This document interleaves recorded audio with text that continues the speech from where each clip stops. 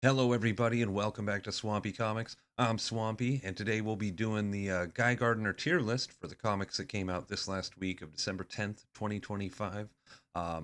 Little bit late on this one again, but nonetheless, I'm here to knock this out and talk about some of the comics that I really enjoyed picking up this week. So let's jump right into it. First up, we got Absolute Batman number 15. This is by writer Scott Snyder, with art in this issue by Jock, colors by Frank Martin, and letters by Clayton Cowles. And in this landmark issue, we have the kind of origin story of the absolute Joker. What a terrifying villain he seems to be. This thing goes all over from his family history to which Alfred thinks is there really isn't much of one, to his current running of industry and technology in the modern day, all along the backdrop of Alfred narrating a story to Bruce, while we see, our absolute Joker in his human form hunting a man on an island, revealing his monster form throughout the book. And oh man, this was just gross in all the best ways. Really setting up that this Joker is unlike our mainline Joker at all. In fact, has much more in common with Bruce Wayne, down to the butler, the mansion, and the cave. We come to find out. But what a terrifying adversary he is going to be. I did really like the way that this story was told through the framing of his family history and then a retelling of that with what Alfred really thinks is going on with them, using some of the same page layouts and similar art. I thought was really great. Um, Jock, an artist that I'm not familiar with, was really killing it. I hope he comes back to guest more in this series because I thought it was really great. And Yeah, I really got the vibe that Alfred was completely terrified throughout all this. And yeah, the issue ends with Batman going off to investigate and find out more about this magical woman from Gateway City, our absolute Wonder Woman. So I thought that was pretty cool. But yeah, like I said earlier, the end ends with this Jack Grimm showing back up to his house, and it's a big giant mansion, and he has a butler that welcomes him, and he goes to a cave, which is hidden behind setting a time on a grandfather clock, just like mainline Bruce. I can't wait to find out the significance of that time and just more about this terrifying new character. I thought this was a great issue. Absolute Batman will always impress. Let's see, let's find the right tile here and put this one in A tier. Next up, we got Action Comics 1093. This is written by Mark Waid with art by Skylar Patridge, colors by Ivan Placencia, and letters by Steve Wands. And continuing on with this modern Superboy era of Action Comics, we have our young Clark Kent trying to solve a mystery of this banker foreclosing on a whole lot of the farms in Smallville. Um, and just getting down to the bottom of it and the corruption of it all, and kind of bending the rules that Ma and Pa Kent gave him, but in the right way. Yeah, I really like watching young Clark figure things out and you know come up on top of these challenges, issue after issue. I really continue to like this run, and I like that we're setting up for General Lane and the U.S. military kind of trying to use Superboy for their own ends. This was another great one. I thought this was really fantastic. We're just gonna put it in B tier though. Nothing too jaw dropping. It didn't chill me to the core like Absolute Batman did this week or anything, but still a really strong issue and a really great run. I can't wait to see where we go from here. But next up, we got Aquaman 12.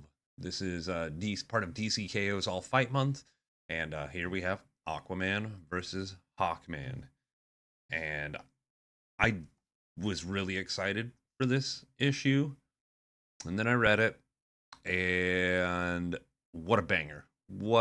I loved this. I've been following the Aquaman run since its start this year, and I just seeing Arthur get more and more powerful.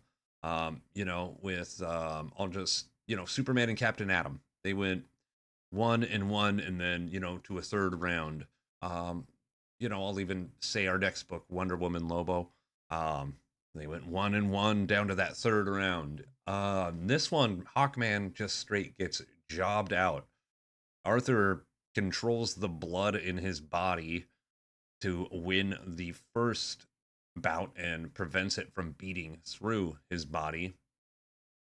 And then when Hawkman gets to take another form, we see the return of Horus, who we saw, if you're reading Green Lantern Corps in issue 3, was hatched out of the rune of Thanagar.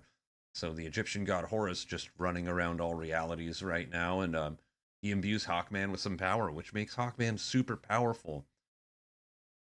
It's one thing to be imbued with the power of a god, and it's another thing to be a god, which it seems like Aquaman is right now. The Avatar of the Blue, the Dark Tide himself, just totally beat the hell out of Hawkman and threw him into a sun. It dove with him into a sun and survived at the end. I mean, this was awesome. The action in this, the tension between the two characters, the art by I forgot to say credits on this one. Written by Jeremy Adams, art by John Timms, colors by Rex Locus and Dave Sharp. I was just so excited to get into it. But man, this was top tier. I loved this. This might be my favorite issue of this Aquaman run, and for that, this bad boy's going an S tier, man. What a! I mean, just a whole issue of fighting that's totally badass and doesn't take it. And I'm a big fan of all like the silly winky stuff we're doing. You know, Captain Atom as Monarch throwing a panel of his origin at Superman, and then it turns Superman into a version of Captain Atom that's super powerful. That's fun, and like you'll see some of the stuff in Wonder Woman Lobo, which we'll talk about next, is pretty crazy. But this was straight, just serious, just ass kicking, and I loved it from start to finish. I can't wait to see Aquaman in the next round of DCKO. I can't wait to get back to the story of what everything that's going on within this series. More Aquaman. I can't believe that not only have I become a huge Superman guy this year, I think I'm an Aquaman guy now because this effing ruled. But anyway, let's move on. Next up, we got DCKO Wonder Woman versus Lobo. This is written by Joelle Jones with art by Jason Howard and Carrie Nord, with art and colors by Daniel Bayliss and colors by Tamra Bonvillain, letters by Clayton Cowles. Yeah, this was one of the more silly and out there ones, even a little more fun and goofy than Superman versus Captain Atom, but has some serious ramifications, I think, for a certain character. We'll get into that. But I mean, this comic opens up with, any keen-eyed DC reader probably knows it's the Presence watching TV, flipping through channels, and find his multiversal cable, and finds the Wonder Woman and Lobo fight. And the first fight is just the first round is just knockdown, drag out, fist on fist, Wonder Woman and Lobo fighting each other, and Lobo handily just beats the shit out of Wonder Woman. And I thought that was really cool. I'm a Lobo fan, and I'm a Wonder Woman fan, don't get me wrong. But, Lobo is a joke character, and I'm okay with him kind of being filed that way, but he's a dangerous and badass joke character. And I loved seeing that on display here. It was just a perfect characterization of him to make you afraid of, like, oh no, Wonder Woman may be one of the Trinity, but you got to remember Lobo's gone toe to toe with Superman and almost won numerous times, like, which says a lot. But round two was pretty interesting. We have Wonder Woman, in her ideal form, and in her ideal form, she has her Wonder Girls with her, And I love that the Heart of Apocalypse in a nod to, because if Granny Goodness had her ideal form, would she not have the female Fury? So why should Wonder Woman not have hers? Apocalypse gets it. Apocalypse appreciates it. I love that the Heart of Apocalypse let Wonder Woman cheat here. And they end up fighting the new 52 version of Lobo, which is just an awful design and one of the most hated reworkings of a character ever. And and he's just like normal Lobo, just a misogynistic douchebag. And they handily just beat the crap out of him and chop him in half. And actually, Wonder Woman rides Lobo's bike through him and chops him in half. And that ends round two. Then in round three, it starts off with a bunch of goofy events like chess boxing and a slap fight. But then it gets down to it, and Lobo spills the beans that he's like, yeah, there's no way I can lose because I have a contract with the man upstairs, the main man upstairs, and he ends up saying "damn" too close to the damn Almighty, and that ends up offending the presence God and voids his contract. And Wonder Woman is able to kill Lobo, winning their best 2 out of 3. I thought it was really cool. I thought this issue was a lot of fun, really silly in all the right ways, very violent in all the right ways, and the art did a good job of conveying just how chaotic this issue is, and what's this going to mean for Lobo in the future? Like, I'm pretty sure that contract is something from way back in the day, and has been part of his canon for a while. And without that, what's life going to be like for the Last Zardian? We shall see when he gets his own series next year. Wonder Woman versus Lobo, throwing it an 8 here. Loved this. I'm loving all fight month so far. 3 for 3 on all fight month. Been a lot of fun. Next up, we got Green Lantern Corps number 11. This is written by Morgan Hampton with art by Will Conrad, Max Dunbar, and French Carlo Magno, with colors by Lee Lulfridge, Ian Herring, and Matt Herms, as well as colors by Francesco Segala. We also have letters by Dave Sharp.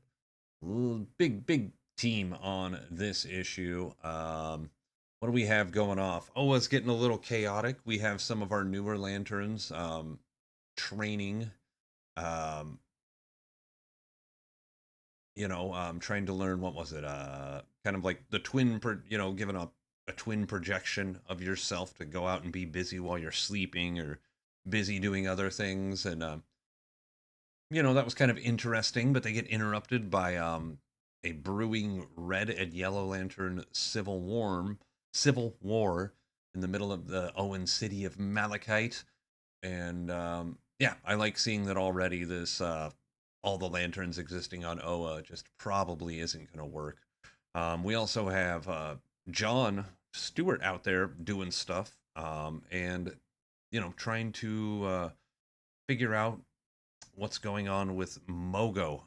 Mogo has had some serious issues lately, and it turns out to be the fault of this old Green Lantern villain come back named Effigy, as well as what do we got going on? What else? They're spinning a lot of plates right now in Green Lantern Corps, and it left me feeling a little thin on this issue. I'll admit. But we got Enquar, talking with Fatality about why he hates the Green Lantern Corps and his whole reasoning for being against them, which I thought was pretty cool. I thought it was a pretty cool concept. He is literally the last remnants of his planet, being a water being, and they were all just kind of like a hive mind of ocean together. So he is the planet, and he's trying to rebirth his homeworld at the expense of the lanterns. So yeah, we're spinning a lot of plates here. This was definitely not my favorite issue of this run so far, but nothing that I would call bad. Just pretty average at best, and you know, at worst, you could probably just read a summary of this one if you're going through the series. But that's as harsh as I'm willing to be because I really like what Morgan Hampton has been doing. It's just a lot going on right now, which doesn't leave much room for anything sometimes. So I'm gonna throw this in C tier. you know, Guy Gardner, he's pretty straight faced on this one. Yep.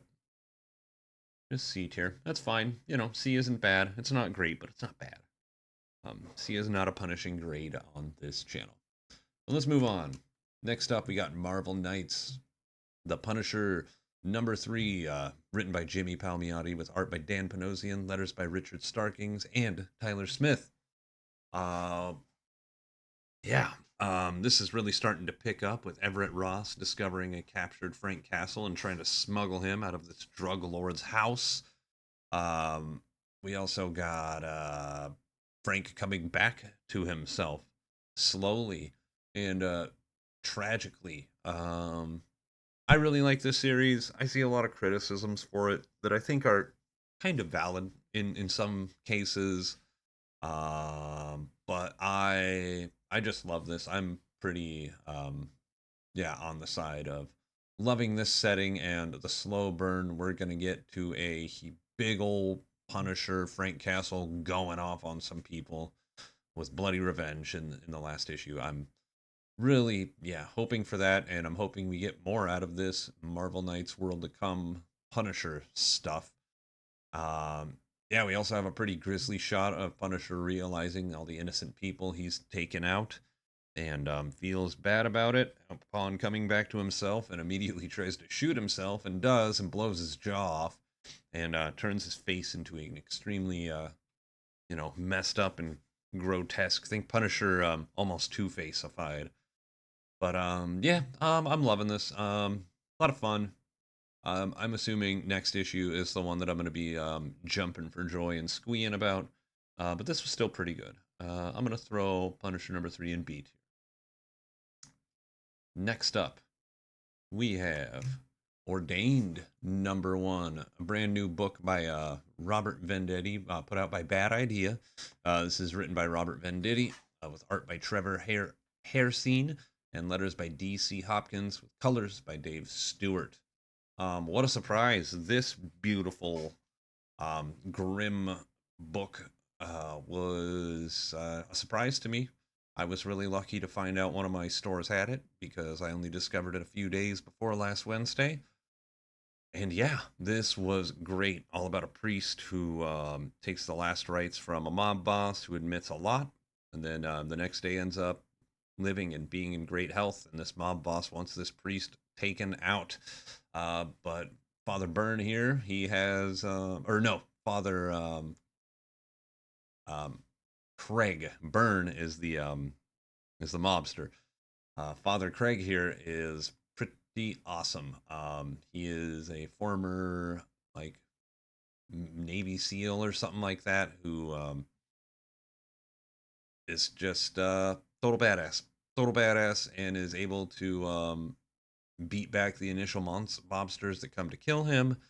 And I don't know. I'm really excited to see where this goes. I love a good you know violent revenge, or the kind of the in the spirit of a film like Nobody, kind of the don't make me bring out the old me kind of movie or story.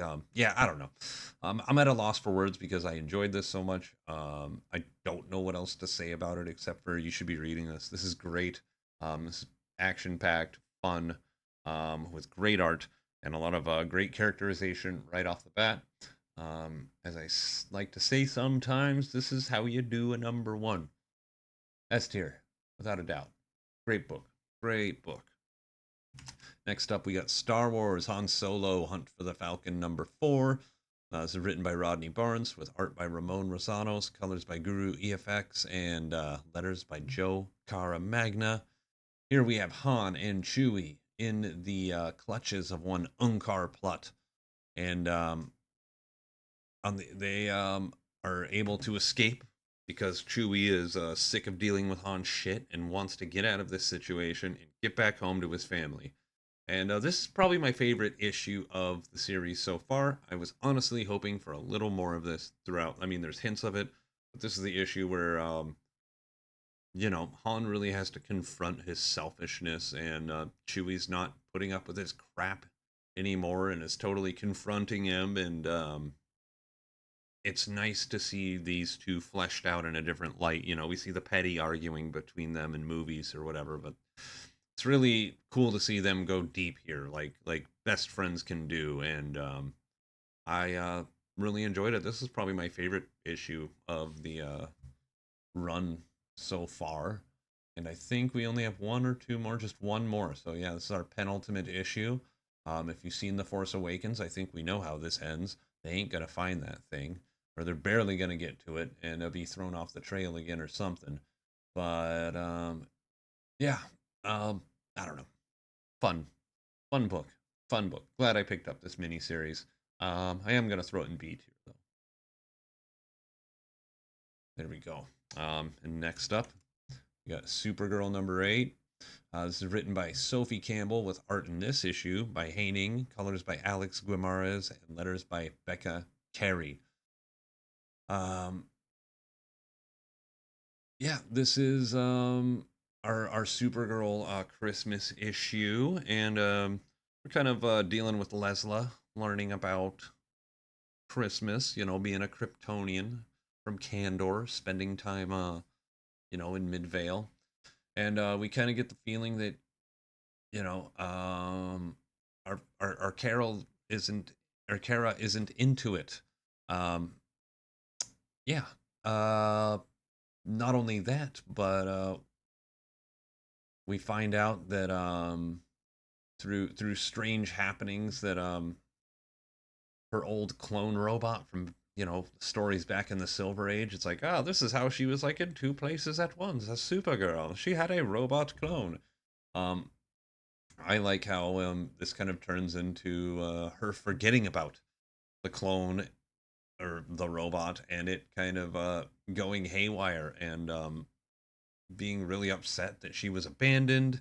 And yeah, I don't know. This just deals with a lot of It deals with like depression in a good way, and like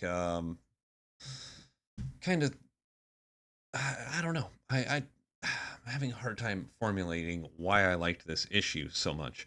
It was just a little more deep than we've been getting from this series, and you know, um, this isn't the case currently for me, and hasn't been for a while. But I used to have a hard time with the holidays, and so there was an old part of me that really related with the message of this comic, and really was a sweet and sorrowful tale, all in all.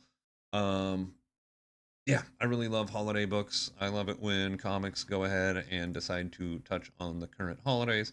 So yeah, I'm gonna throw this in S tier. I mean A tier. Sorry, S for Supergirl in A tier, because Supergirl just continues to be a fantastic series. What a great run. But let's see, book of the week, dude. I just gotta go with Aquaman versus Hawkman. This was the coolest. This was just a banger of a fight, and a whole issue of that fight with two of the biggest badasses in the DC universe that are often maligned by the general public. You got the fish guy and the Birdman. Who cares? I do. I do big time, and that's why it's my book of the week. So thanks for watching, everybody. Tune in a few days. I will have the preview book for the comics that'll be coming out the week of what is it going to be, the 17th? Yeah, this week of December 17th, 2025. And after that, next week, I will have a much more prompt tier list put up. But thanks for watching. If you could give a like and a subscribe, that always helps. Leave a comment below if you enjoyed the video. And until then, keep reading, and I'll catch you next time. Bye.